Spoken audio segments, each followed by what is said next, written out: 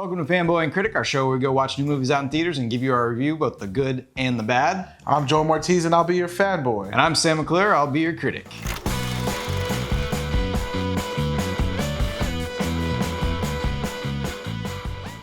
This week on Fanboy and Critic, we went to go see AD ASTRA, starring basically just Brad Pitt, but also Tommy Lee Jones and Donald Sutherland. And it is directed by James Gray. And AD ASTRA, if you didn't know, is about Brad Pitt's character who is searching for some mysteries that are happening in space, along with the disappearance of his own father, who is played by Tommy Lee Jones. James Gray, I haven't really seen his work before, but what do you think he did well with this movie that is not based on he's not even based on a book, it's not based on anything, it's based on an original script, so.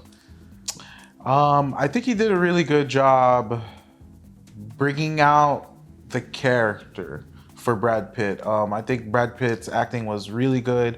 And I think the atmosphere of being somewhat in the future was awesome. I think the planets and the surroundings and the different kind of technology they had was really realistic. And I really like that aspect of it. They go on the moon and they go on Mars and other planets. And I thought that was really cool. The traveling and the space was really cool about it. The story was really slow for me.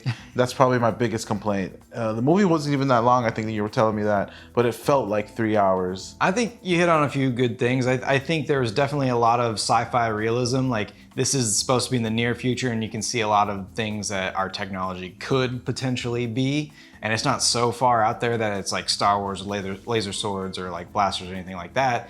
But I don't think he brought a lot of character, honestly, to the movie. I don't think the characters that were in it, they didn't really have any subtext or anything. Their dialogue was just either this is how I'm feeling, this is what I'm thinking, or this is what I'm doing. They were saying everything that they were doing and thinking instead of having that being portrayed on the actor's face. Brad Pitt did a good job, but the lines of dialogue he had were pretty bland and straightforward. Okay, that's fair. And I mean, the motivations and themes were all just surface level. There was no like, there was nothing beneath the surface. They just showed you everything that was. And that's where I have a big problem. And I don't mind the pacing of it. I think it was very much like James Gray was like, I'm gonna be Kubrick. I'm gonna be Stanley Kubrick. This is my 2001 Space Odyssey, where it's very slow and plotting in space. There's not much sound design in space. And I don't mind that, except that there wasn't a whole lot of plot to go along with it.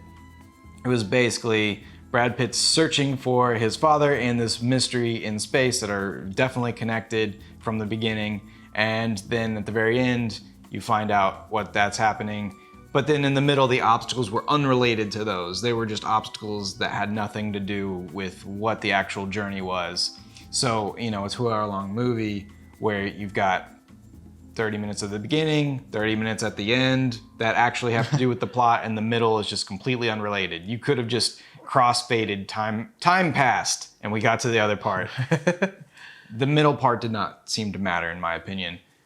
Convince the critics out there why they need to go see this movie. Critics, go watch this movie because Brad Pitt gives such a great performance. I think that's what I really liked about this film. I really like this character. Sam feels other, but you should definitely watch it because it's another sci-fi film. And I know you guys love sci-fi films, and this one's as real as it gets. I mean, I don't dislike Brad Pitt's performance. I just think the dialogue, the characterization wasn't really there. But fanboys, you don't really need to see this movie. It's not super action-packed or exciting. Even the climax is very, very not dramatic. Yeah. For a movie that is not a sci-fi adventure, it's just sci-fi drama. The climax is not very exciting at all. It's hardly even dramatic. It's honestly just a culmination of an internal emotional arc instead of the external arc, which is the main driving force of the movie. Okay. So you're really not going to get super excited over most of what happens, and it's going to feel like you spent 4 hours in the movie theater when you really only spent like 2. On to the ratings. What do you want to rate this? How do you feel? / are you going to even want to see this again? I don't usually go past why. What is it? Where is it? It's crap. And then anger. I'm not angry. I might be at a Y, so I'm just gonna meet you at the middle and I'm just gonna say it's crap. Okay. I just thought this movie was crap. I mean, it just felt long, and you're right. The whole entire time you're not really excited. Nothing really surprises you. There are cool scenes, but it just didn't pull anything out of me. I didn't, just like Brad Pitt's character, I didn't have any emotion, I guess you can say. But yeah, it was a crappy film for me. I don't think I'd ever see it again. I'm just gonna be at a Y. I'm not gonna go full crap. I think Okay. there was a lot of skill and talent put into this movie, especially by Brad Pitt and by all the effects artists, and the production was great. I think all of that was there. I think, like a lot of movies that we've seen this year, I don't think the script was anywhere near ready.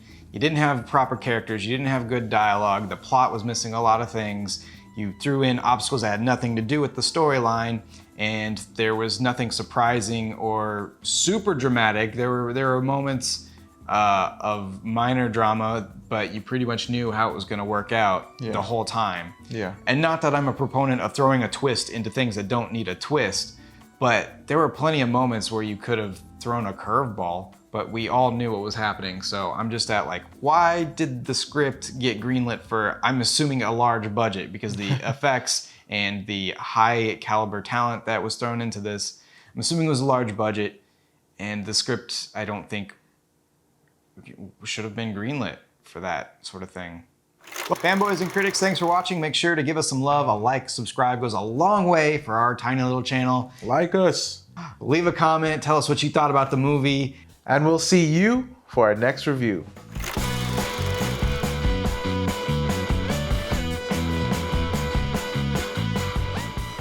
They don't even say the title of the movie in the movie.